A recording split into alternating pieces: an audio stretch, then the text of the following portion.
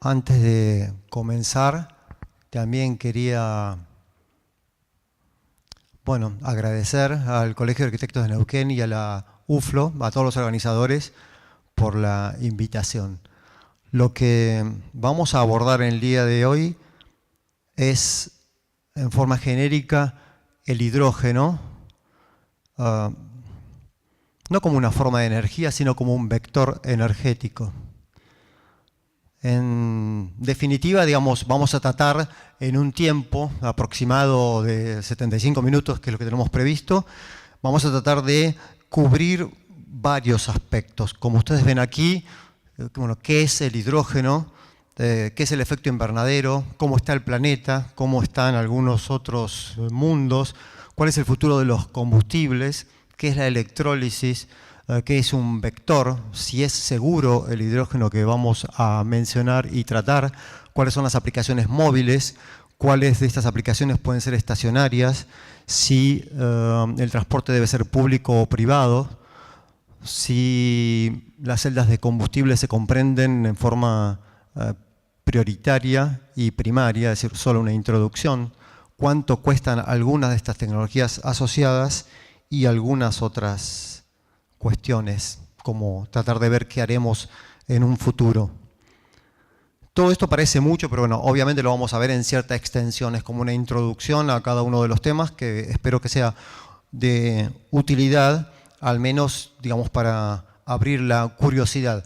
Cuando nosotros hablamos en esto que es un seminario, el segundo seminario de energías alternativas, estamos hablando de alternativas, o se podría hablar también de algo que sería también sustentable, sería lo más adecuado cuando hablamos de que las energías que tenemos que utilizar y el comportamiento que tenemos que tener sería el esperable desde el punto de vista sustentable. Esto fue creado, el término que no existía antes, fue acuñado en 1987 en el informe Brundtland, y en ese informe se definió lo que es el desarrollo sostenible o sustentable, que vendrían a ser aproximadamente sinónimos. Es hacer las cosas de hoy, disfrutando lo que hay hoy, sin arruinar el mañana, ni el inmediato, ni el futuro. O sea, se puede decir de muchas maneras, pero uno claramente entiende de qué se trata.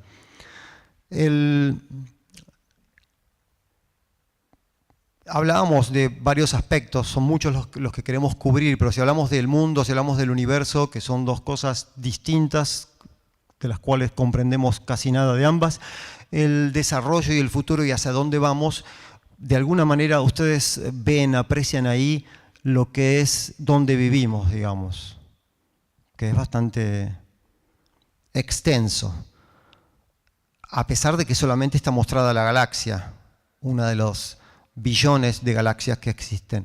Si nosotros comparamos, los que son más cercanos, nuestro mundo con otros mundos, los más cercanos que tenemos, si hacemos, por ejemplo, una comparación de los planetas vecinos más similares al nuestro, como Venus y Marte, podemos ver que Venus es prácticamente igual, tiene un rayo de 6.000 kilómetros aproximadamente, la masa es parecida, la aceleración de la gravedad también, pero la temperatura superficial nuestra, que está en una media de 15, ahí figura 20, que es un poquito más confortable, es de 460 grados centígrados en Venus.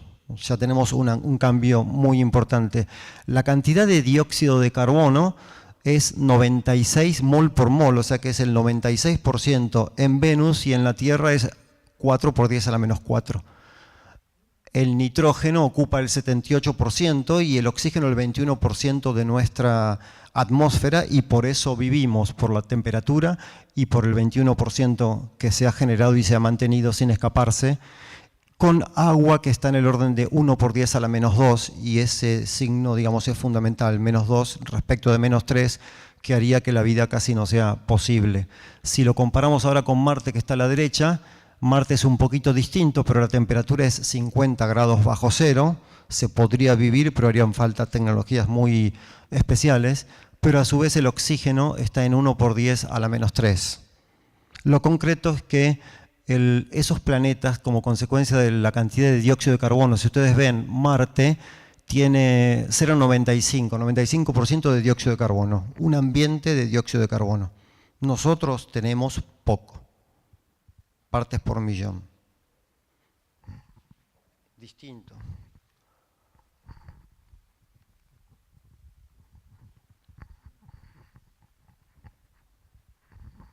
Sin embargo, la capacidad de poder vivir es debido a que tenemos efecto invernadero. Por eso en forma errónea se menciona el efecto invernadero como un problema, que no lo es. Por el contrario, digamos, en la Tierra existe el clima que existe como consecuencia de ese efecto invernadero. La mayoría de la radiación que incide llega a la Tierra y es absorbida por la Tierra, un 30% más o menos se refleja, y la Tierra genera también radiaciones infrarrojas, algunas de las cuales abandonan el planeta y otras, junto con la reflexión y parte de la que sale de la propia Tierra, son atrapadas en la atmósfera, y eso hace que podamos tener una temperatura media de 15 grados con una mínima de menos 50 y una máxima de más 50 en los lugares absolutamente extremos. Por eso se puede vivir en forma adecuada. Sin embargo, si uno ve un poquito, digamos, en la vida de la Tierra, esto es nada, pero en los últimos 150 años, desde 1850 al 2000, aquí podemos ver la evolución que han tenido los combustibles fósiles, cómo han venido siendo utilizados y cómo esto cambia o cómo es la tendencia ya más allá en el siglo actual, o sea, más allá del siglo anterior. Esto está medido en quads, o sea, en cuadrillones de BTU o British Thermal Units, y esto, digamos, nos permite ver que la madera se extinguió como combustible prácticamente hace tiempo, a pesar de que todavía en Argentina en algunos lugares nos calefaccionamos o se calefaccionan con madera. Sin embargo, esto no entraría en el gráfico.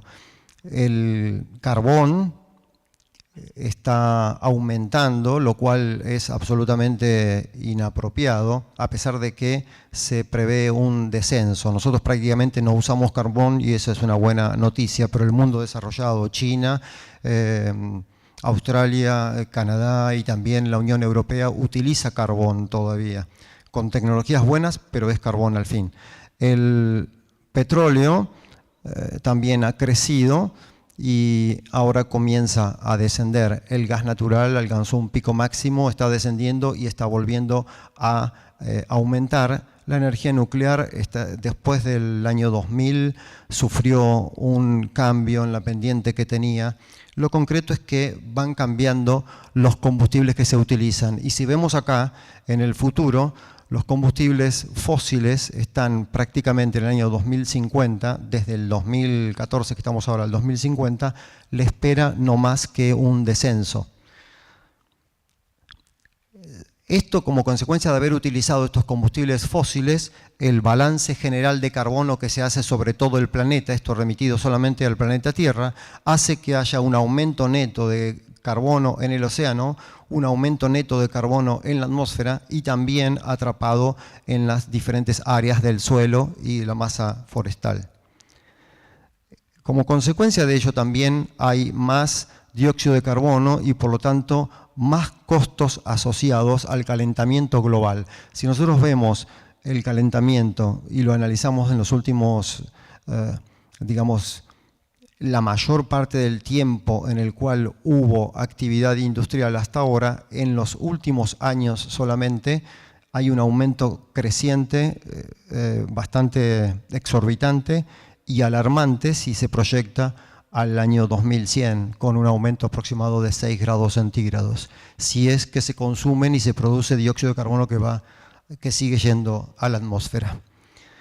Acá nosotros podemos ver quién es el que más produce o quién más genera estas emisiones de gases de efecto invernadero, o mejor dicho, de dióxido de carbono en particular. Habría que ver otros gases, pero digamos está asociado al desarrollo y al tamaño de los países.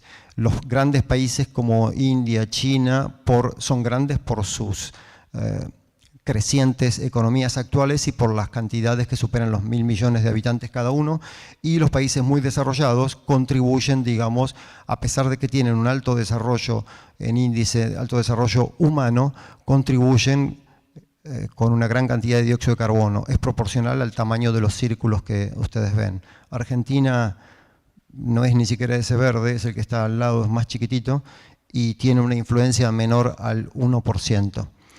Está asociado el consumo de energía al desarrollo y por lo tanto se ve claramente que si vemos el Producto Bruto Interno por cápita tomado en dólares constantes del año 2000, comparado, digamos, con la energía que se consume per cápita, es obvio que cuanto más se desarrolla, más energía se consume.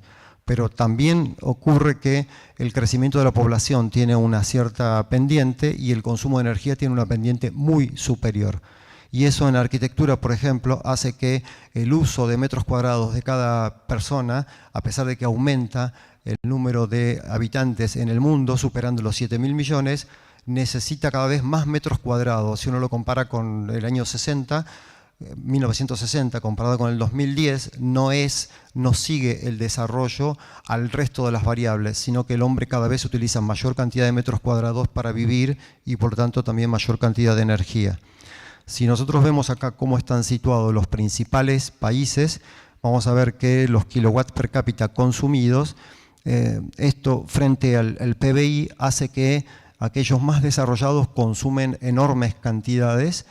Estamos hablando de países muy desarrollados y después en el fondo tenemos los países muy poco desarrollados que hay una inequidad muy grande también en el uso per cápita de energía a nivel mundial. Argentina está situado aquí en un poco menos que el promedio, bastante menos que el promedio.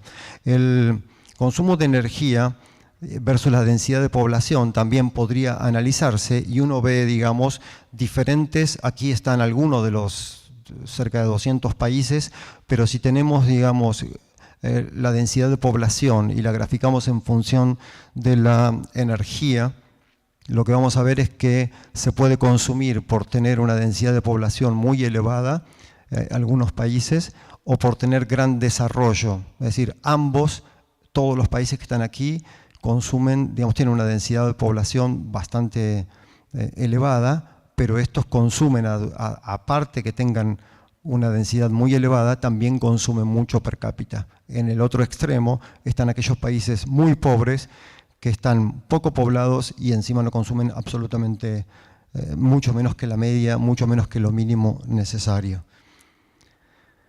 Entonces, a modo de conclusiones muy parciales, nuestro planeta, digamos, eleva su temperatura media, lo está haciendo, eso es, digamos, científicamente comprobable. La población crece, lo está haciendo y sigue un ritmo que cada vez es más creciente y los recursos son finitos. Por lo tanto, las soluciones que tienen que darse en todos los aspectos tienen que ser sustentables. Si estamos viendo, digamos, hidrógeno, se supone. ¿Va bien? Se supone porque está presente, acabo de tomar recién agua con algo de hidrógeno casualmente, pero está presente, digamos, en todo. Lo que queremos ver es qué es el hidrógeno, cómo se produce, si está presente, dónde está presente. Y si vemos, aquí en esta anterior nosotros teníamos casualmente, aquí está marcado, ese punto es el punto donde está la galaxia, entre montones de galaxias, nuestra galaxia, y dentro de ese punto está la galaxia. O sea que aquí está la galaxia, la Vía Láctea donde nosotros vivimos, y dentro de la Vía Láctea estamos ahí. O sea que estamos en la periferia de la periferia. Es de lo que se conoce, porque la mayoría también no se conoce, por lo tanto tampoco sabemos exactamente dónde estamos. La abundancia y variedad del hidrógeno es: en la Tierra no hay hidrógeno libre, prácticamente no hay, significa hay poco, media parte por millón. O sea que no tenemos hidrógeno, por lo tanto no podemos utilizar hidrógeno como tal. Está combinado, y está combinado básicamente en todos los compuestos orgánicos o inorgánicos que contienen hidrógeno, de los cuales los más importantes son los hidrocarburos y el agua. Por lo tanto, la producción de hidrógeno, ¿de dónde se produce? Si no hay, tenemos que revisar y visitar el reformado de gas natural o reforming de gas natural y la electrólisis. El gas natural, carbono, básicamente carbono con hidrógeno, desde metano, etano, digamos una mezcla de hidrocarburos y el agua, óxido de hidrógeno. O sea que por reformado, sería por reacción del agua, se puede desprender el hidrógeno que está en los hidrocarburos. Hoy día, el 95% del hidrógeno que se produce en el mundo proviene de esta fuente, del reformado de gas natural, y solamente el 5% de electrólisis. Esto sería una producción más bien azul o verde, como se lo caracteriza, a pesar de que el hidrógeno es incoloro, no tiene olor, no es tóxico, no contamina y tampoco es nocivo. El hidrógeno, una vez que se produce por alguno de esos métodos, hay que almacenarlo. Y para almacenarlo contamos en realidad con diversas tecnologías, muchas tecnologías. Estas solamente son algunas de las más importantes. Se lo puede almacenar con un incremento, siguiendo esta flecha, un incremento de la densidad de almacenaje y por lo tanto la densidad energética, como gas a alta presión, por ejemplo 200 bar en recipientes de acero o de aluminio o fibras de carbono con un liner interno, y se obtiene esta densidad energética, o se puede almacenar a muy alta presión. Hoy día en automóviles se trabaja en 350, 700 bar o hasta 1000 bar, 1000 atmósferas aproximadamente de presión. O también, si queremos nosotros mayor densidad, podemos ir a hidruros metálicos o nanoestructuras de carbono como lantano, níquel, zinco, y obtener una mayor densidad energética. Otra alternativa es utilizar hidrógeno líquido, almacenarlo como líquido, y para eso vamos a tener una buena densidad energética, pero hay que consumir 35 o 40% de la energía de producción para almacenarlo, para licuarlo y para mantenerlo como líquido, porque la temperatura de trabajo sería menor a 253 grados bajo cero. O sea que son 19 Kelvin aproximadamente. Es ultra criogenia. De esa manera se puede almacenar el hidrógeno con cualquiera de ellas u otras. El ciclo que podría darse para el hidrógeno sería la producción de hidrógeno utilizando agua y empleando para ello energías alternativas como la energía eólica o la energía solar. Con ese agua producir a través de la electrólisis el hidrógeno y utilizarlo en las celdas de combustible o en la combustión directa, con lo cual se va a volver a generar agua que retorna al ambiente, y el oxígeno producto de la descomposición por electrólisis también retorna al ambiente. O sea que los efectos son beneficiosos y el círculo es completamente optimizado con un beneficio para el ambiente. En definitiva, como otra conclusión parcial, podríamos decir que el hidrógeno, podemos decir, es así, el elemento más abundante del universo. O sea, en la Tierra hay solamente 0,5 ppm y está en el agua y en los hidrocarburos, pero en el universo, desde cualquier estrella, de cualquier formación de cúmulos para dar lugar a una estrella original, el hidrógeno está ahí presente, y por lo tanto, si bien el universo es prácticamente vacío, es tan extenso que el hidrógeno es lo que domina todo. Pero nuestro planeta, digamos, no se halla libre y por lo tanto hay que obtenerlo del agua y de los hidrocarburos, o de los hidrocarburos. Los métodos más comunes entonces son el reformado de gas natural o de alguna otra fracción de petróleo y la electrólisis. Visto, digamos, hemos viajado desde la galaxia hasta tener el hidrógeno y poder ver cómo en nuestra galaxia el hidrógeno que quedó atrapado puede separarse, producirse y almacenarse. Hay aplicaciones una vez que se lo produce y almacena, y esas aplicaciones pueden ser diversas. Dentro de las aplicaciones en el transporte son de las más clásicas. Estamos hablando, esas aplicaciones pueden ser estacionarias o pueden ser móviles u otras novedosas. Estas aplicaciones, aquí lo que vamos a tratar de ver es transporte público o privado, y de hecho aquí ya tenemos, digamos, transporte público y transporte privado. Transporte privado compartido, transporte público pero en carretera, y autos particulares. Esto para ver cómo andan las cosas.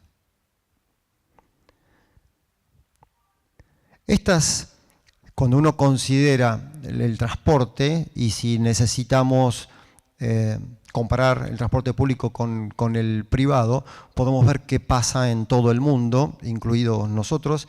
Hay mucha información, pero de alguna manera esta información dice que los países muy desarrollados y ciertos países en particular, como puede ser Norteamérica, Estados Unidos de Norteamérica, Canadá, algunos otros, prácticamente el 80% de la gente nunca usa un micro, un colectivo, un bus.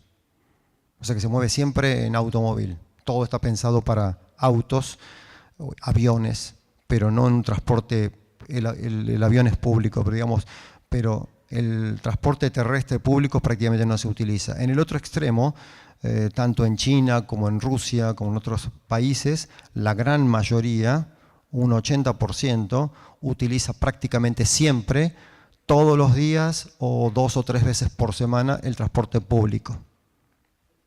O sea, las tendencias puede ser que tal vez todos estos quieran viajar hacia acá y todos estos permanezcan acá. Argentina tiene un equilibrio con un 60%, 50%, depende de la zona, y en algunos casos muy superior, de gente que utiliza el transporte público y el resto transporte privado. El transporte, las aplicaciones del hidrógeno son para cualquiera, pueden ser aplicadas a cualquier transporte, desde una bicicleta con motor es bastante ridícula, pero digamos, existen, pero son mejores con la tracción, digamos, humana. Pero también hay todo tipo de transporte, desde una silla de ruedas, puede ser un elevador, un montacargas, un tren, un avión o cualquier vehículo. Lo concreto es que el transporte particular, si nosotros utilizamos un modelo de los actuales, puede tener un rendimiento equivalente a los actuales si se utilizan autos con celdas de combustibles con una eficiencia muy superior a la de los motores de combustión interna y con un consumo equivalente del orden de los 40 a 42 kilómetros por litro.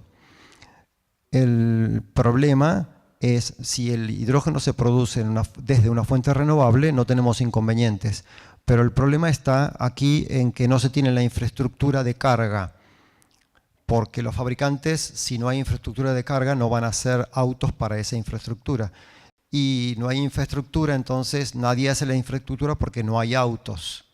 Y se genera un problema en el cual alguien tiene que dar el primer paso, pero es un paso importante que se está dando en distintos países tratando de solucionar este problema. Por eso hay elementos de transición como sistemas híbridos o la utilización de GNC en conjunto con estos combustibles como el hidrógeno. Un auto, digamos, hay una cantidad muy grande desde hace bastantes años de autos con celdas de combustibles, con fuel cells. En este caso tenemos un modelo de este año que es Cadillac Provoque. Esto, en realidad, con el Provoque lo que se tiene es una plataforma, como la mayoría de las terminales hacen, prácticamente todas las terminales de fabricantes de automóviles generan plataformas que sean universales para poder acoplarlas a diferentes modelos y de esa manera disminuir los costos de producción. En el caso de este que es el InTrado, es un vehículo, un crossover, que es básicamente, es como la evolución del Hyundai Santa Fe. Esto todavía no salió, pero está hacia septiembre, está por presentarse como concepto con celdas de combustible. Existe en Corea del Sur, un Hyundai Santa Fe que se comercializa con hidrógeno y existen, por supuesto, de todas las grandes marcas, modelos, pero no mucho en la calle, no son populares.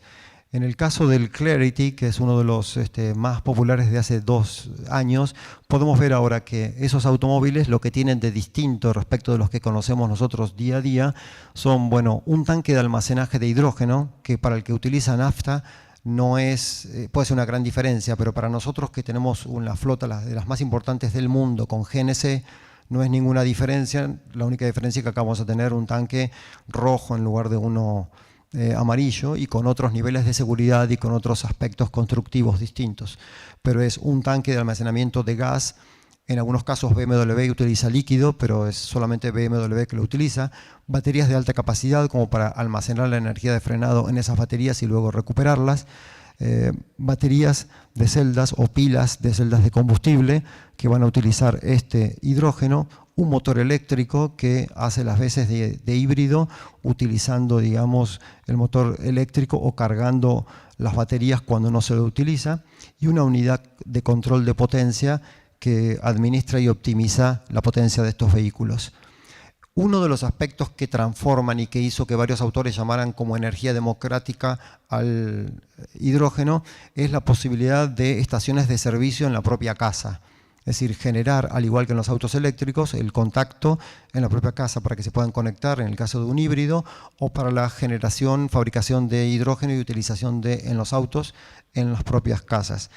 Para eso, digamos, una casa que se diseñe, una casa o una área, digamos, habitable que se diseñe con energía eólica o con paneles solares puede ser utilizado para descomponer por electrólisis el agua en hidrógeno y oxígeno, y a su vez, cuando nosotros no tenemos energía solar, de noche utilizar las celdas de combustible para volver a recuperar la energía eléctrica e iluminar o utilizar la potencia que necesite dentro de la casa o asistir con energía o con hidrógeno a un automóvil clásico o híbrido de estos novedosos sistemas. Eso en cuanto, decime. Bueno, hay muchos modelos de todo tipo, digamos, y uno de los problemas que se lucha es casualmente para tener una autonomía similar a la que tienen los actuales. O sea que la mayoría de los modelos tienen 250 km por hora, que no es un auto medio, lo que uno busca es 400 a 500 km por hora. Kilómetros de autonomía, eso quise decir. Esto de kilómetros por hora puede ser que yo tal vez quise decir que hoy día, vieron que aparece una nueva Fórmula 1. Hay una nueva Fórmula 1 que no apareció todavía, pero es la Fórmula E, que es I por eléctrica. Entonces, esa nueva Fórmula 1 que larga ahora va a tener autos solamente con energías alternativas, no quemando, sino utilizando directamente energía eléctrica. Y alcanzan las velocidades similares con aceleración muy, muy superior a la de los autos de Fórmula 1 actuales. O sea que las velocidades, creo que el récord en hidrógeno está en 370 km por hora. Pero son autos, por supuesto, se usan una vez para hacer un récord y nada más.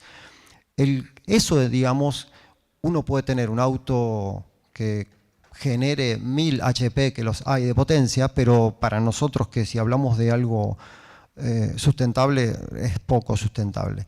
En el caso, digamos, de la sustentabilidad, si nosotros nos basamos en el transporte público es mucho más, digamos, interesante porque logra más rápida aceptación, porque llega a mucho más público, es mucho más visible, no lo tiene solo una persona o unas pocas, lo tienen todas.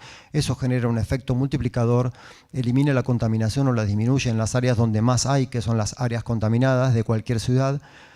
Aún Neuquén tiene áreas en las cuales sería necesario bajar, digamos, los contenidos de los contaminantes, especialmente los que se producen cuando no están bien regulados los sistemas de diésel.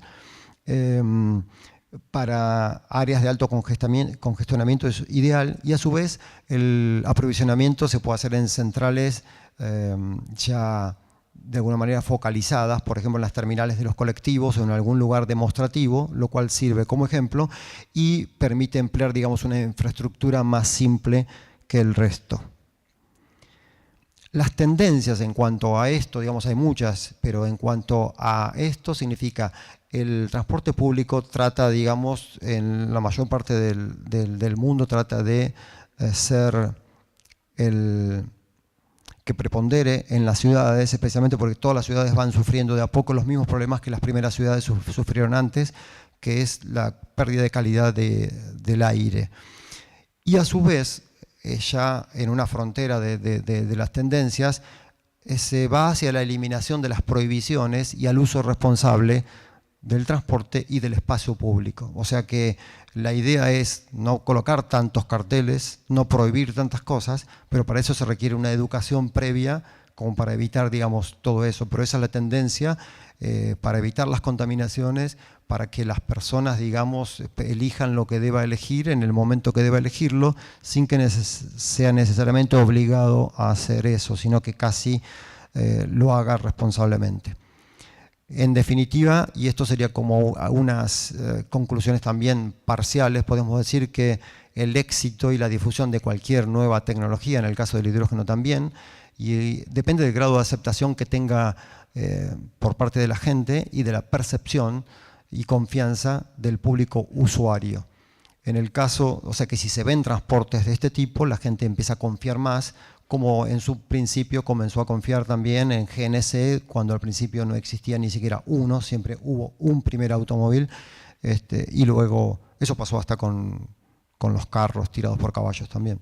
El transporte público se privilegia, ya que puede resultar más eficientes, pero requiere una educación continua y respeto, al igual que el uso del espacio público, sería una de las conclusiones respecto de lo que habíamos mencionado anteriormente.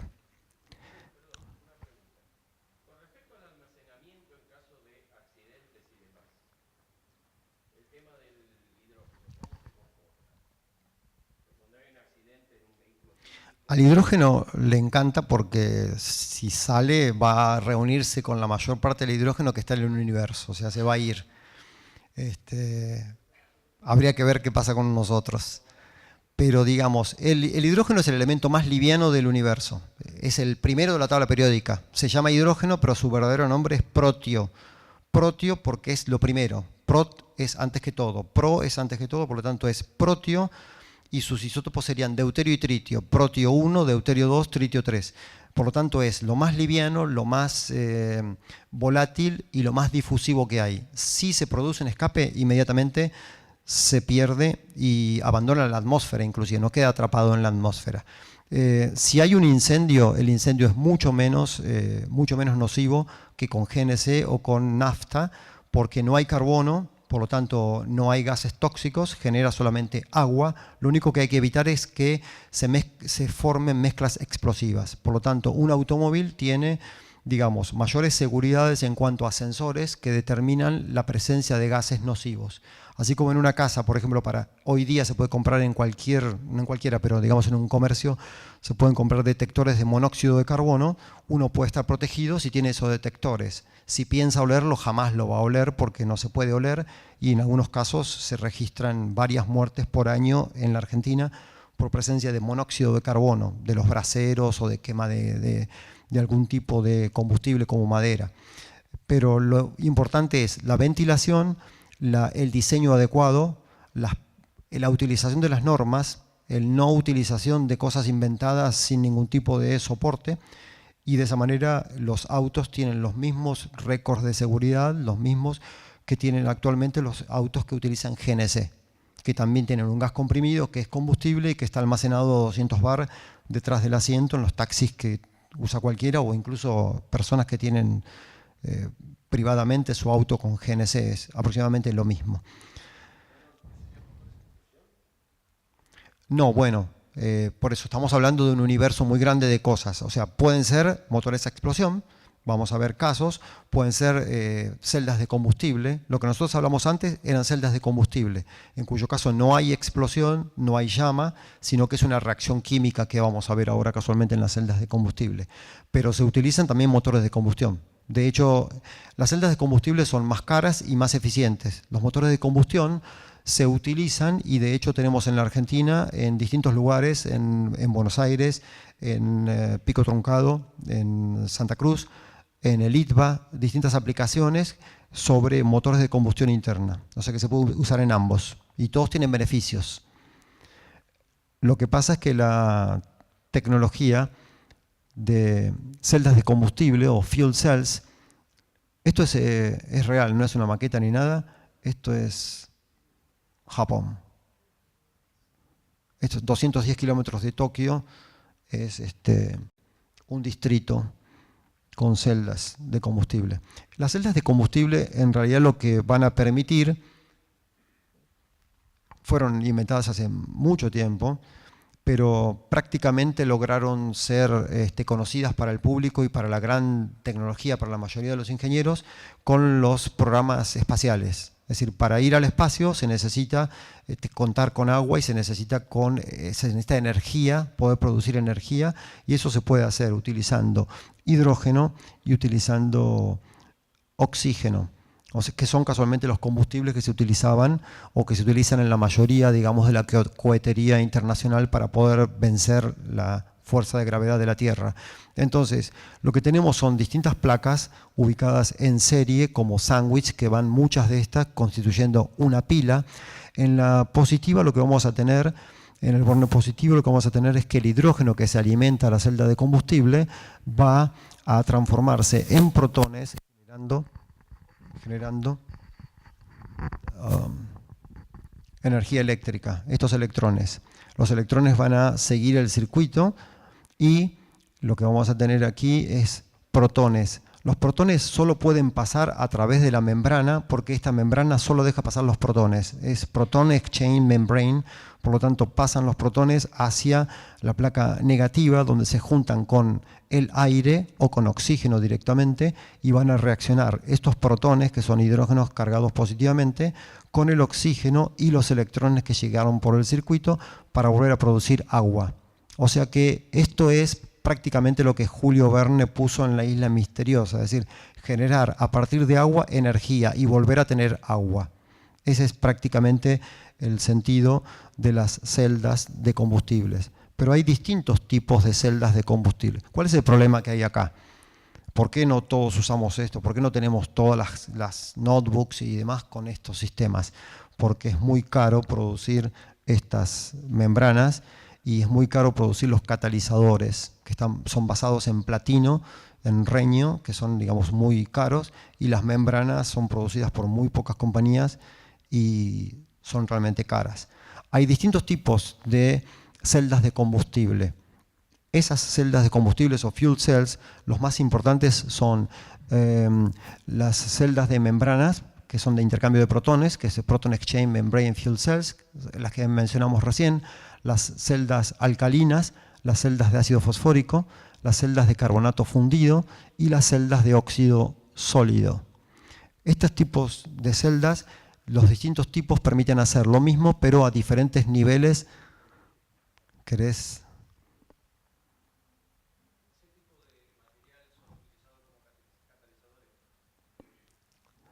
Sí, te mencionaba que la mayoría son materiales nobles, de los cuales básicamente el platino es el más importante. Casi platino, rutenio, renio, ese tipo de materiales. Lo que nosotros tenemos acá, si vemos los distintos tipos de membranas que recién mencionamos, se caracterizan fundamentalmente por la temperatura de operación. La temperatura de operación, más o menos una temperatura baja, se da solamente en las de hidróxido de potasio y las tipo PEM, que son las de intercambio de protones. El resto, digamos, de estas temperaturas son muy altas. Por lo tanto, estas no se utilizan en automóviles o en dispositivos como puede ser una notebook, un teléfono celular, por ejemplo. Pero sí las de intercambio de protones. Y todas se pueden utilizar a nivel, digamos, de edificios comerciales en arquitectura. Son muy caras todas y también se pueden utilizar a nivel residencial en casas, pero no todas, solamente las dos primeras. Y en algunos casos se puede utilizar las de sólidos, óxidos sólidos o sólidos cerámicos, pero ya depende, digamos, de cuál es la instalación y si se tiene personal como para la utilización y mantenimiento. Dependiendo de los distintos tipos de celdas, hay distintos tipos de aplicaciones y están, digamos, basadas, sí, gracias, está basada, digamos, en los distintos aspectos que necesitamos considerar. ¿Eso qué significa? Perfecto.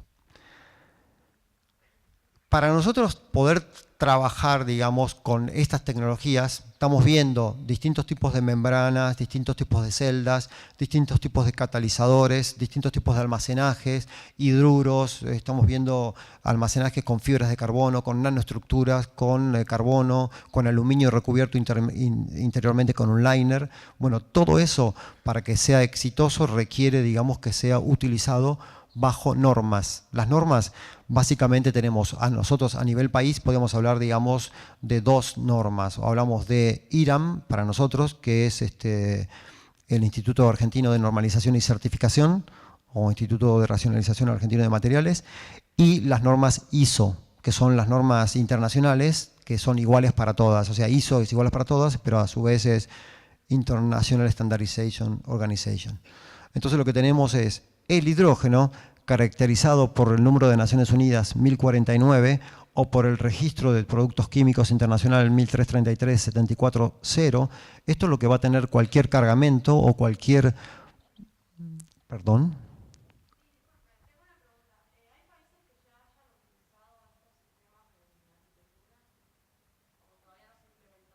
No, todavía no viene. No, viene en tu ratito. Sí hay. Lo que tenemos nosotros en cuanto a... Podríamos verlo ahora, pero digamos, el anticipo es sí hay y también están en la frontera de lo nuevo. Es decir, la mayoría de los países, básicamente los países que tienen más problema con el frío y con la densidad de población, han utilizado, digamos, las celdas de combustible en arquitectura y la están utilizando con un aspecto, digamos, positivo, tanto desde el punto de vista energético como desde el punto de vista de aprovechamiento del calor, de las reacciones que generan calor en las épocas muy frías. Aún así, ese tipo de aplicaciones en esos países o en cualquier país con las normas ISO se cubren prácticamente todos los aspectos en lo que hace a tecnologías del hidrógeno. Hay un comité técnico que es el 197 e incluye normas y especificaciones con esos estándares o normas para la calidad, para establecer que todo el mundo utiliza hidrógeno de la misma calidad, para las celdas de combustibles, para la seguridad en el uso, para la detección en distintos dispositivos, para el almacenaje, tanto sea en tanques como en hidruros metálicos, para la producción por electrólisis o por reforming de gas natural u otros productos hidrocarbonados, para los usos y aplicaciones tanto en automóviles como en estaciones de carga y en aplicaciones estacionarias. Ahí estarían los usos en arquitectura. Lo que podemos tomar ahora como una conclusión también parcial es que el hidrógeno es un combustible y puede actuar como transportador de energía muy conveniente. Esto es para, digamos, para no tener alguna idea errónea. Digamos, el hidrógeno no es una forma de energía, no es una energía alternativa, es un combustible, por lo tanto es como decir la electricidad. La electricidad en realidad lo que sirve es a los efectos de transporte y es un vector energético. Por lo tanto, cualquier producción de energía a través de cualquier medio alternativo puede utilizar hidrógeno como vector energético para su transporte y utilización o conversión. El uso del hidrógeno requiere el cumplimiento estricto de normas y procedimientos de seguridad. Esto en realidad es para todo es clave. O sea, nosotros sabemos, a veces no se está muy apegado al uso de normas, pero sabemos que las normas existen, se estudia con el máximo de conocimiento para que después no existan problemas cuando se hacen las cosas normalizadas y siguiendo los procedimientos de seguridad. A nivel nacional, las normas IRAM y a nivel internacional, las normas ISO. Por supuesto que hay otros, cada país o algunos países tienen sus normas. Los países que más están al frente, digamos, de estas tecnologías son Estados Unidos, Canadá, Alemania y Japón. A nivel Latinoamérica, Argentina está trabajando desde hace mucho tiempo de forma pionera en estas tecnologías. Ahora veríamos lo que serían las aplicaciones estacionarias. Habíamos recién visto aplicaciones en el transporte, tanto transporte público como transporte de pasajeros, pero ahora vamos a ver estas aplicaciones estacionarias. Estamos bien, ¿verdad? Neuquén. Neuquén es lindo, o muy lindo. Aplicaciones estacionarias, cuando nosotros hablamos de aplicaciones estacionarias, podríamos hablar, estamos un poco respondiendo a esa pregunta que venía ahí de la tercera fila, y sería, digamos, aplicaciones pueden ser realidades o pueden ser visiones o pueden ser proyectos o pueden ser ideas, como todo. Hay algunas que ya se han transformado en realidad. Esto, digamos, la Eco House, que emplea, digamos, paneles solares e hidrógeno a través de empleo en las celdas de combustible, puede generar una casa autosuficiente, como se demostró en el 2004. El uso de la integración solar-hidrógeno en casas está, digamos, iniciándose. Las inversiones son muy importantes, al igual que los sistemas integrados eólico-hidrógeno, donde en la mayoría de los casos lo que se utilizan son grandes sistemas, pero no hay ningún problema para utilizar un pequeño sistema eólico con generación y producción y utilización a través de diferentes tecnologías del hidrógeno producido por electrólisis. Un ejemplo de algo que ya existe, que es una realidad, son las aplicaciones estacionarias en Utsira y Westenkopf, que son, digamos, sistemas integrados que utilizan molinos. Esto es en Dinamarca y Suecia, y lo que tenemos son áreas con gran potencial real, mejor dicho, aprovechado de energía eólica, con distintas máquinas como para producir hidrógeno por vía electrolítica y 10 kilowatts de celdas de combustibles, incluidos en algunos casos la generación de energía eléctrica por quemado de hidrógeno. Se hace un ciclo. Uno de los más importantes y más eficientes sería la utilización en esos lugares de celdas de combustible. En muchos aspectos son demostrativos, en otros casos son operados en forma, digamos, comunitaria por los costos que hay que afrontar. En el caso, digamos, de las celdas de combustible hogareñas, pueden utilizar gas natural o hidrógeno directamente, y esas celdas de combustible van a quemar entre comillas, no es quemar, sino que van a hacer reaccionar el hidrógeno, o van a hacer reaccionar el hidrógeno producido por reformado del gas natural que va a generar hidrógeno, o sea, en forma directa o en forma indirecta. Inclusive algunos fabricantes norteamericanos de automóviles lo que hicieron es utilizar un reformado a bordo, generar un reactor a bordo en cualquier auto, cargar gas natural o cargar nafta, la nafta o el gas natural se convierte en hidrógeno y después se utiliza una celda de combustibles. Pero la tecnología es bastante complicada para que sea manejada dentro de un auto. Existe, pero a nivel experimental. En Fukuoka lo que tenemos es directamente una comunidad entera que funciona con celdas, esto es real y está funcionando, con celdas de combustible. Esas celdas de combustible, digamos, de uso residencial son de 1 kilowatts y hay de hasta 5 kilowatts.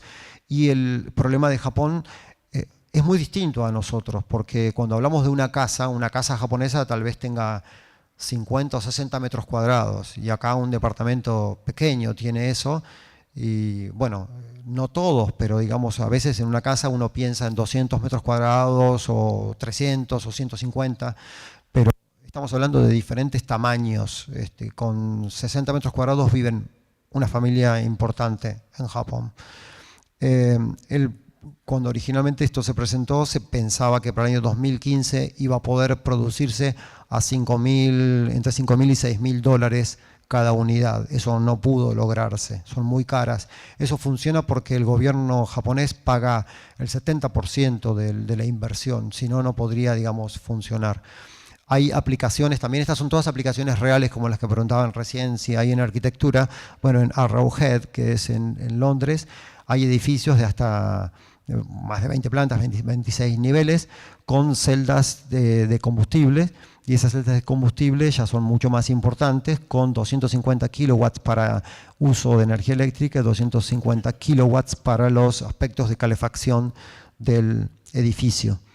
Otras aplicaciones también en el Nuevo Londres, Aldgate Place, incluye también celdas del mismo orden, aproximadamente unos 400 kilowatts para calefacción de agua y 500 kilowatts para energía eléctrica, también basados en celdas de combustible, y esos son edificios de oficinas en los cuales los edificios incluyen los costos, y los costos por metro cuadrado son muy, muy grandes. Estamos hablando del centro de Londres, centro financiero, o como en este caso, New Haven, que es un edificio también en donde se montó una celda.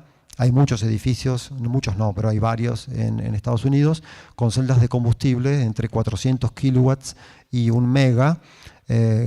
Esto es una celda muy pesada como para poder alimentar un edificio de 70.000 metros cuadrados, tanto para todo lo que es calefacción de agua, calefacción general y energía eléctrica, uso de energía eléctrica en el edificio.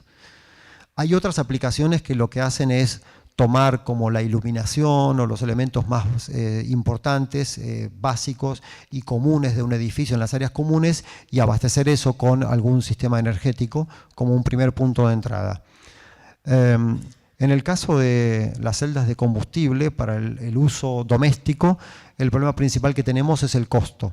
Entonces, prácticamente estos últimos modelos que estaban en el orden de 1,45 millones de yens, son unos $15.000, representaría en Argentina aproximadamente hoy día casi $500.000 para poner en una casa. El tema es que todo esto tiene subsidios japoneses y para la venta esos subsidios no van a estar para el exterior, por supuesto, y que por otra parte hay que importarlo y ponerle los impuestos que hubiese, si hubiera, digamos. No sabemos exactamente cómo sería. Hoy día no hay importación de esos equipos. Las aplicaciones estas, entonces, el uso de la energía eólica asociada con el hidrógeno o con las celdas de combustible, para distintos tipos de aplicaciones podría utilizarse en áreas remotas, como áreas que tenemos en nuestro país, tanto en el norte, con una gran capacidad para utilizar la energía solar, o en buenas partes también en el centro y aquí también, por supuesto, o energía eólica en buena parte de la Patagonia y en otras áreas también del litoral de la provincia de Buenos Aires o todo el litoral marino de Uruguay también. Podría haber, digamos, aplicaciones asociadas con celdas de combustibles y en este caso sería con hidrógeno por vía eólica. Eso era lo que vimos como aplicaciones y realidades.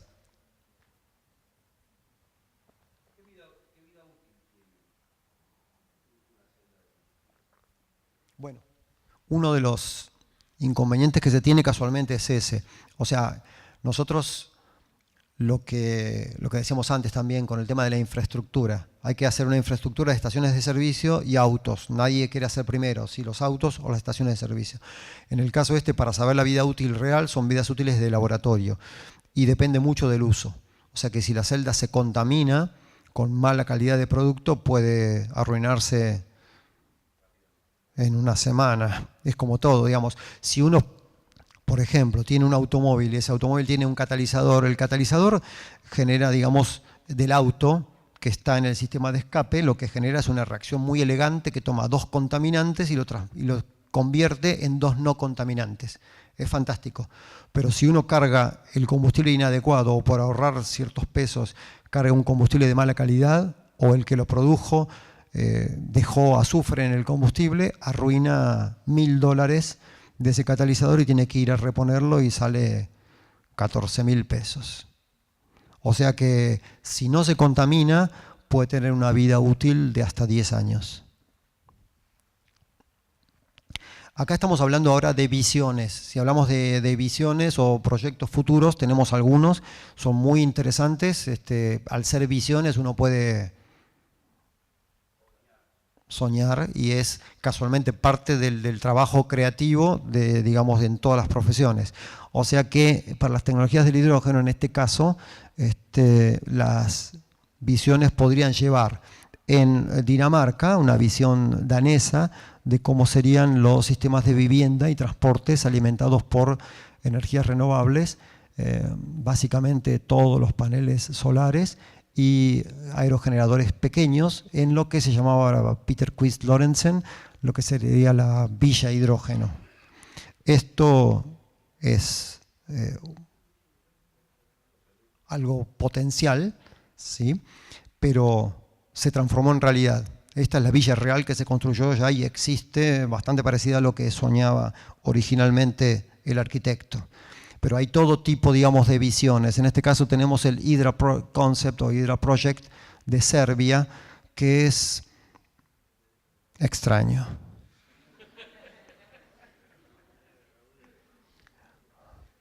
Y es raro.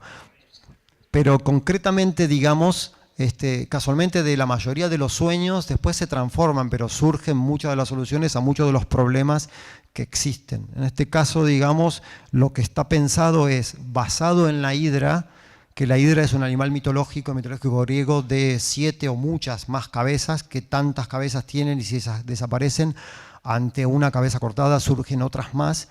Se transformó y digamos, de alguna manera considerando químicamente cuál era el concepto que se descubrió en la estructura del grafeno, se generó una estructura que tiene aproximadamente unos 270 metros de alto. Para que tenga una idea, un poquito menos que Torre Eiffel, como para capturar los rayos.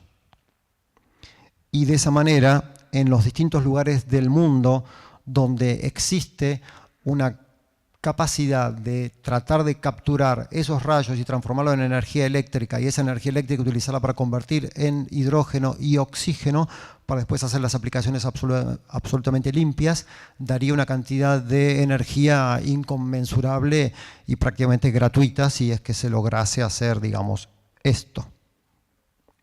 Lo concreto es que sí se han estudiado, digamos, la hidra como animal, la hidra como planta real, la hidra mitológicamente, y se ha generado este concepto.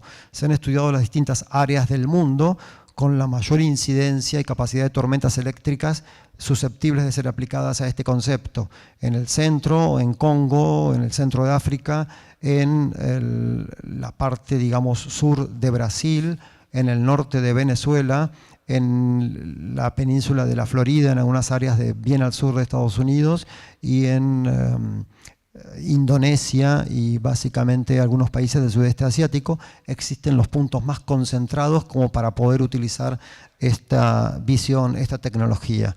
Lo concreto es que el grafeno es un material químicamente, tiene una estructura que lo hace extraordinariamente superior a la resistencia que tiene el acero, y de ese material están construidos, digamos, las distintas áreas en forma de hexágonos que componen la hidra.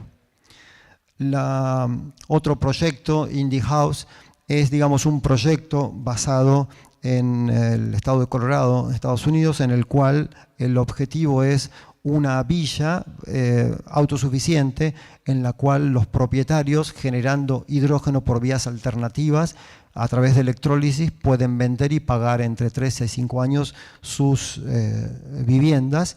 Ese concepto es un concepto que en realidad involucra muchos aspectos estéticos que suman junto con el automóvil la posibilidad de que otros vecinos de otras áreas residenciales puedan cargar el hidrógeno generado en cada uno de esos domicilios de la villa de la Indie House, y a su vez se ha demostrado que desde el año 60 hasta la actualidad se ha multiplicado en forma exorbitante la necesidad de espacio de almacenamiento en las casas. Por lo tanto, se han generado distintos tipos de paneles para este proyecto, ¿no?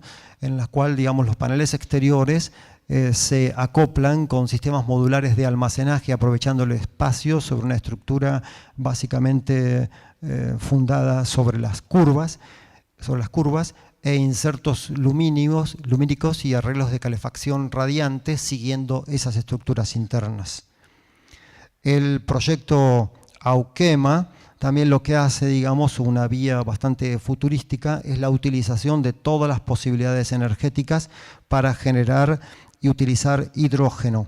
Ese sistema incluye, digamos, un direccionamiento continuo del viento hacia la parte central de la casa o del sistema de casas, que contiene turbinas eólicas. Esas turbinas generan electricidad y permite alimentar debajo del techo a los electrolizadores que van a generar oxígeno e hidrógeno. Y en la parte del subsuelo existen celdas de combustible que vuelven a generar electricidad, y existen aplicaciones tanto para el hidrógeno como para el oxígeno. El proyecto a nivel, digamos, de evolución, considera también una estructura de techo que colecta permanentemente durante todo el año el agua de lluvia para utilizar esa agua ya purificada y almacenada en la electrólisis, y todas las superficies expuestas han sido estudiadas para optimizar y conservar la energía, tanto el calor en invierno como el frío en verano. El aire se redirecciona en todos los lugares del sistema para aprovecharse, y los paneles solares complementan con la generación eólica.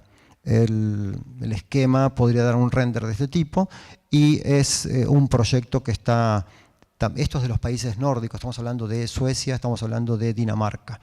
Pero hay aplicaciones y desarrollos argentinos también que son, por supuesto, estamos hablando de distintas inversiones. El dinero siempre para nosotros es algo que no es tan abundante, por lo tanto, esas aplicaciones son bastante distintas.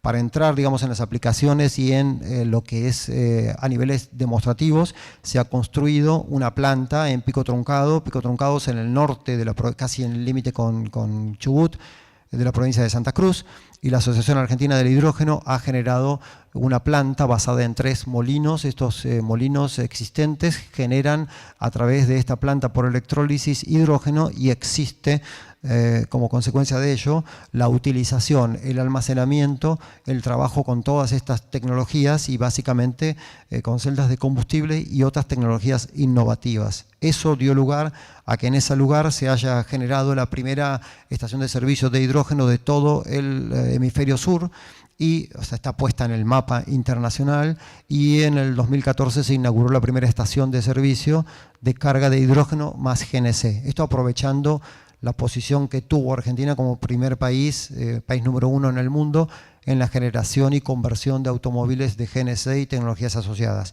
Hoy día no somos el primero, pero estamos a nivel 2. Estas aplicaciones incluyen, digamos, una flota de automóviles que funcionan a hidrógeno. En este caso sería convertido, serían motores de explosión interna que utilizan hidrógeno, no celdas de combustible, y la capacidad que originalmente era de tipo laboratorio se transformó en una capacidad de semi-industrial, aumentando la capacidad de electrólisis de la planta. En la Antártida, en nuestras bases de la Antártida, las estaciones científicas, se ha generado como una aplicación también argentina, un módulo argentino de energías limpias, el MAEL, que es este módulo que está instalado en la base Esperanza, que también es muy, muy linda.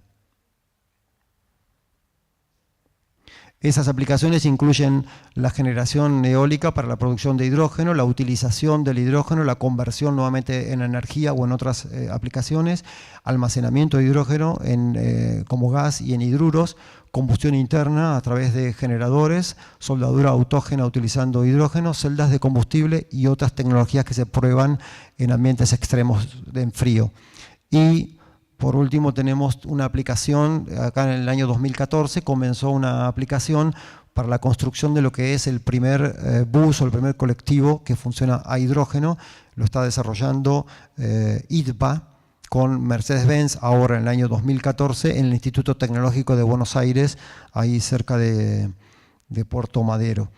El sistema incluye un sistema híbrido hidrógeno-eléctrico sobre la base de un motor clásico. Este es un motor nuevo de Mercedes-Benz, de la línea, digamos, pesada de colectivos de larga distancia. La conversión de hidrógeno-gas va a utilizar directamente hidrógeno producido con abastecimiento local, baterías para almacenar la recuperación de energía de frenado, que son conceptos que se manejan en Argentina desde hace muchísimo tiempo. En definitiva, lo que tenemos como otra conclusión parcial sumada a las anteriores es que las tecnologías de hidrógeno están suficientemente maduras, los riesgos pueden ser controlados de modo seguro si se utilizan las normas adecuadas, pero se requiere de una disminución de precios para su aceptación por parte del público y sobre todo para su uso. Las aplicaciones estacionarias, como las que vimos, las reales y las innovativas, y en el transporte pueden contribuir también a mejorar la calidad de vida en las ciudades, en los hogares y en ciertos tipos de sitios aislados. Bueno, es todo.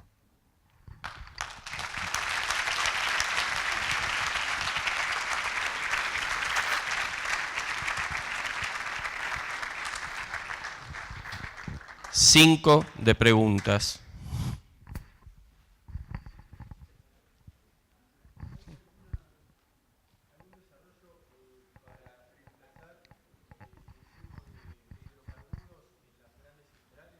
¿Desarrollo para?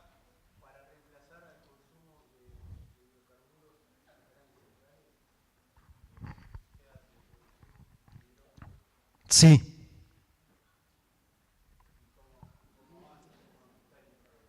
Avanza. No, hay, digamos, algunos aspectos de quienes desarrollan tecnología y no quieren divulgarlo. O sea, aunque a uno le parezca raro, hay quien inventa una tiza y hace, no sé, tres periódicos. Otros hacen muchas cosas importantes, pero no quieren divulgarlo. O sea, hay empresas en Argentina que están utilizando, yo te digo de qué se trata, pero no te puedo decir dónde ni quién. Hacen grandes grupos de muy alta potencia y funcionan a hidrógeno. Te puedo decir que es en la Patagonia.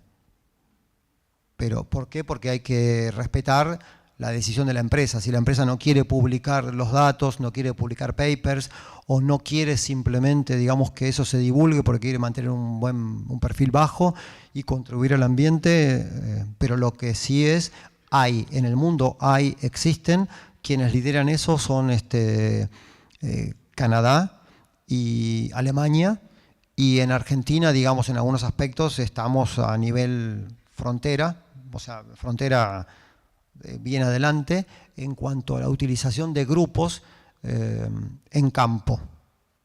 Normalmente, ¿por qué? Porque está normalmente asociado a otras operaciones. Esas operaciones pueden ser petroleras o gasíferas y, digamos, no se trata nunca de una competencia neta, sino que la mayoría de las empresas también advierten que es conveniente ir hacia las energías limpias.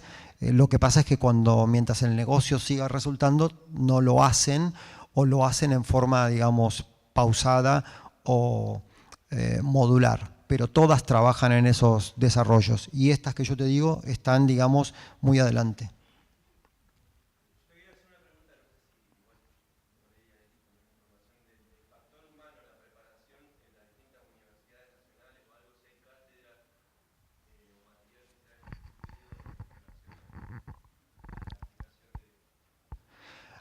Con respecto a eso, con respecto al factor humano, o sea, como toda tecnología, las tecnologías, digamos, cuanto más nuevas son, requieren formación y requieren, digamos, respeto, apego a las normas, al conocimiento tecnológico, a la investigación, y por eso hay muchas áreas que son demostrativas. Como te mencioné ahí, digamos, en esas plantas, el ITBA, diferentes lugares como la Universidad Tecnológica, pero la sede Medrano, la sede central en Buenos Aires, las que están asociadas en Córdoba con la fabricación de automóviles, en Pacheco con la fabricación de automóviles, es decir, muchas universidades en el país están trabajando en diferentes áreas, en áreas básicas. Áreas básicas me refiero digamos, a los aspectos básicos de la investigación y otras en investigaciones aplicadas, pero prácticamente en todo el país se están desarrollando digamos, recursos humanos. Lo que sí no existe es algo, si vos me preguntás si existe un máster en hidrógeno, no, pero sería muy específico.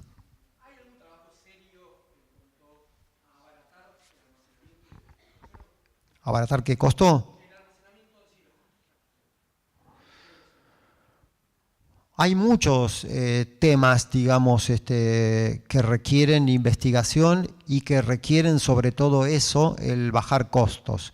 Pero el tema del almacenaje no es un problema el costo. El tema del almacenaje, el problema es el peso. O sea, para nosotros el peso significa dinero, pero el peso me refiero a la masa como es atraída por la gravedad. ¿Cuánto pesa el sistema? Porque si vos si lo querés poner en un auto, por eso todo es distinto, las tecnologías son todas muy distintas.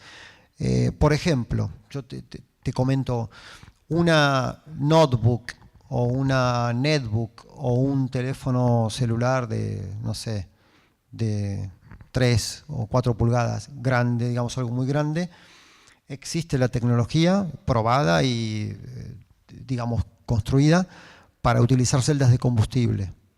Celdas de combustible con hidrógeno que vos alimentás o con metanol que vos alimentás directamente y eso te permite una autonomía. Si yo desconecto esta máquina, probablemente no tenga ahora mucha batería, pero las mejores máquinas tienen 7 horas. Una media tiene 3 horas y media y la mayoría en poco tiempo tienen 1 hora. Tienen que estar permanentemente enchufadas. Pero todo ese desarrollo que existe se ralentizó y casi se eliminó, o sea, con los eventos del 2001. Perdón. Los eventos del 2001, ¿qué fueron? Las Torres Gemelas. O sea, con lo de las Torres Gemelas, en un avión no puedes llevar nada de eso. Entonces no te dejarían llevar, hay una... Nosotros trabajamos en las normas y las normas están asociadas a algo que se llama Committee of Good Transportation, transporte de cosas. Y esas cosas, una de esas cosas puede ser un recipiente o un canister para llevar hidrógeno. Está prohibido porque sería un combustible, pero antes no estaba prohibido. Tampoco se puede llevar, si vos lo podés probar, digamos, acá podés llegar a pasar, pero si vas a un avión, querés llevar perfume, no lo podés llevar tampoco. Por supuesto, si no te descubren, puedes llevar lo que quieras. El tema es que normalmente no está permitido llevarlo por las normas internacionales de aviación. Por eso es que se fue hacia atrás con el desarrollo.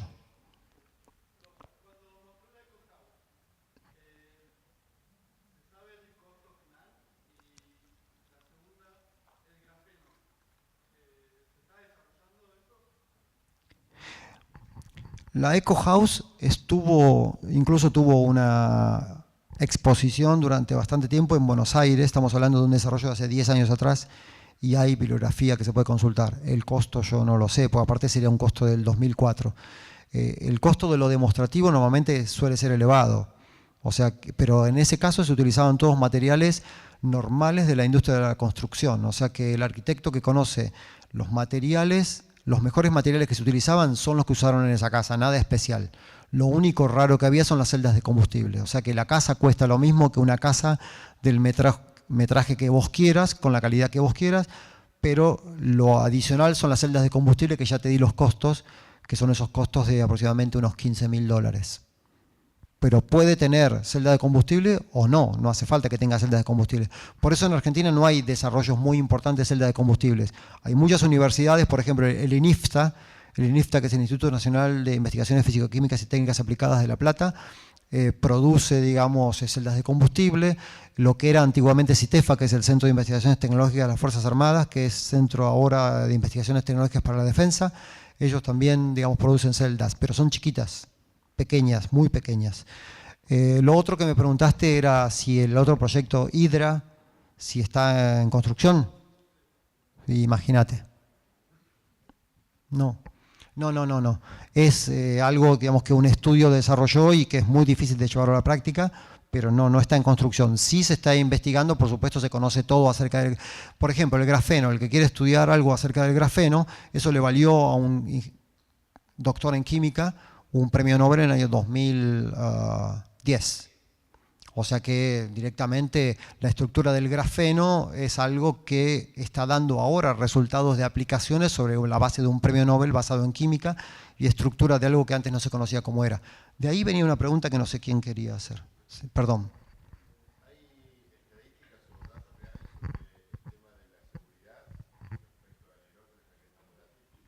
Sí. Sí, por supuesto. Digamos, hay estadísticas, hay datos y hay mucha investigación. O sea, como todo, el tema de investigación es fundamental. Por ejemplo, en las normas, supongan ustedes, hay distintos tipos de aparatos, todo tipo de aparatos y dispositivos, pero un sistema de almacenaje de hidrógeno que puede ser, supongan, de aluminio, un tanque de aluminio de unos, no sé, 16 milímetros de espesor, es simplemente de aluminio para que sea mucho más barato por el tema del peso, para que no pese mucho, porque si no hay que transportar algo, hay que gastar energía para transportar el peso que es un metal. Y un liner interno.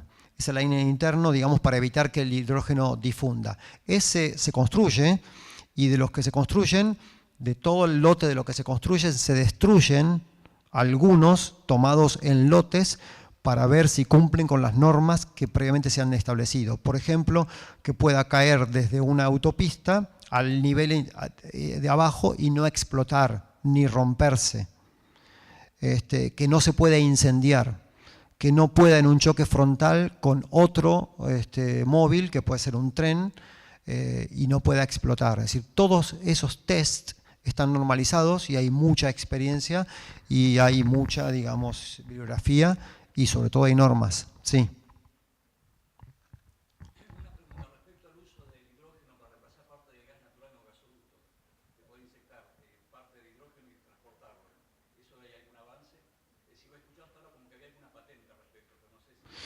Sí, bueno, nosotros eso no lo mencionamos, pero hay muchos avances. Hay muchos avances. La patente no sé a qué se refiere, pero digamos... Claro, bueno, la patente es de Haithane, que, o sea, a un grupo norteamericano se le ocurrió hace ya mucho tiempo, hace unos 18 años, patentar una mezcla que recibe el nombre de Haithane, Itane. Eso es Haithane por hydrogen plus más metano. Entonces hicieron esa mezcla y le pusieron, lo patentaron. Entonces si uno quiere utilizar la misma mezcla, en principio tendría que pagar algo, pero no sería razonable porque yo uso 14,7 y se acabó. Pero,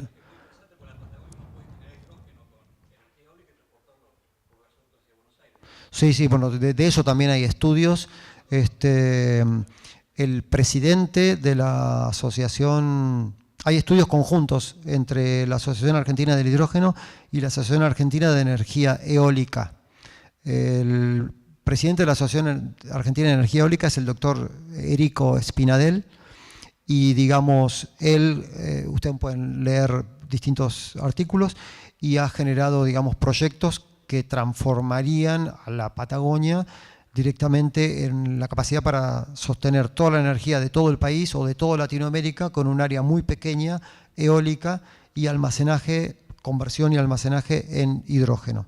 Y a nivel, digamos, transporte, el tema es, para transportar hay que ver el estudio de lo que uno tiene. Es, por ejemplo, las redes de gasoductos, en Argentina hay gasoductos, que los gasoductos confluyen casi todos a Buenos Aires.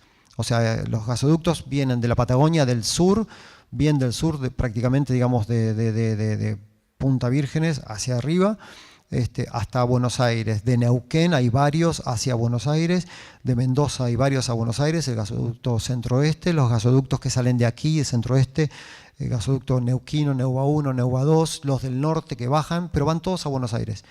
Hay gasoductos viejos y nuevos. Entonces hay que ver el estado de los gasoductos y habría que probar, digamos, los metales si resisten y hasta cuánto resisten. Estudios serios existen y existe mucha bibliografía y papers, sobre todo en Holanda. Es decir, porque Holanda, digamos, utiliza o pretende utilizar hidrógeno mezclado con gas natural en las cocinas y en las casas comunes. La ventaja que tiene, digamos, es aumentar el recurso, hacerlo más amigable y disminuir la contaminación ambiental. Ok. Bueno, muchísimas gracias. Ah, perdón.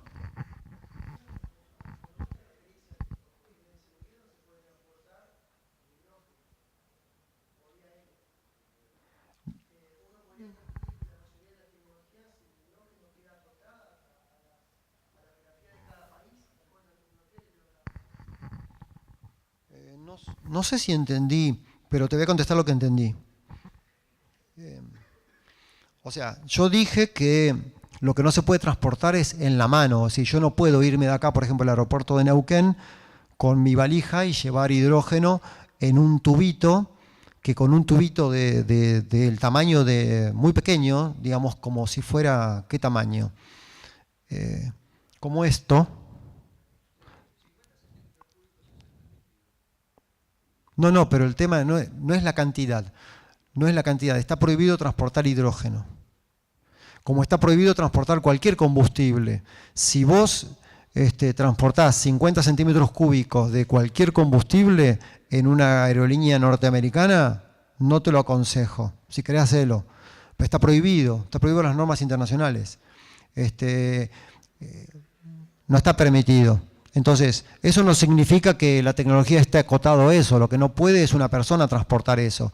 Pero tranquilamente hay diseños también de aviones con hidrógeno, que funcionan a hidrógeno. Y la otra alternativa también es el transporte típico que se hace de cualquier mercancía. El mejor transporte que hay para cualquier producto químico, producto a granel, en cualquier lugar del mundo, es el ferrocarril. O sea que acá, digamos, el ferrocarril es lo único que es mejor que todo, digamos. Mejor que el ferrocarril hay y es el barco. Estamos hablando de costos integrales para la sociedad, y contando todo lo que sale el costo y lo que sale también lo secundario que podría sobrevenir como consecuencia de un accidente o algo por el estilo. Por lo tanto, se puede transportar por ferrocarril, por barco, sin problemas, y eso no demoraría la tecnología. Lo que no se puede transportar es en un bolsillo por el terrorismo, porque digamos, está prohibido por las normas internacionales ahora. Eso es lo que dije. Bueno, una última pregunta.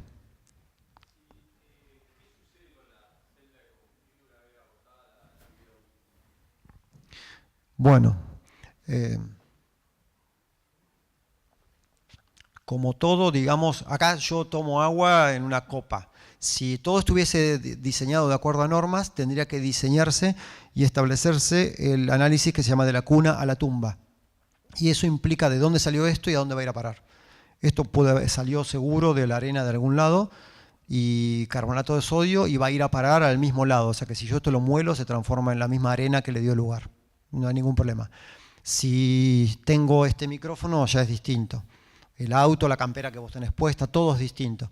O sea que hay que hacer, y para el caso, digamos, de la utilización del hidrógeno o de las celdas de combustible, se hace un análisis también de ciclo de vida y de análisis de costo de la cuna a la tumba. Y eso después habría que respetarlo. Pero eso vale, perdón, eso vale para todo.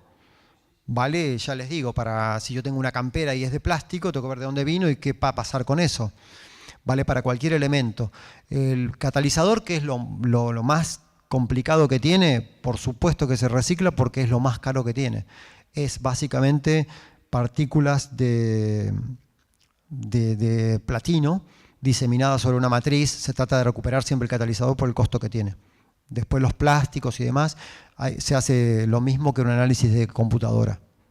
Si se hace seriamente, habría que tratar de evitar la mayor cantidad de los productos que generan algún tipo de residuo y que sean todos reciclables. Bueno, muchas gracias a todos.